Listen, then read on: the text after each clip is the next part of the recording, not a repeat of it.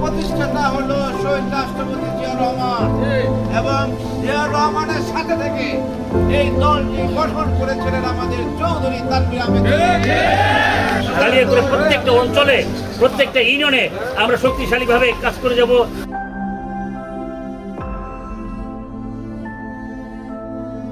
কালিয়াকৈর কলেজকে গতিশীল করতে হবে, কালিয়াকৈর কলেজ ছাত্রদলকে গতিশীল করতে হবে এবং এই গতিশীলতা করার জন্য যা যা করা দরকার, যা যা সহযোগিতা করা দরকার অবশ্যই আমি সহযোগিতা ইনশাআল্লাহ করব।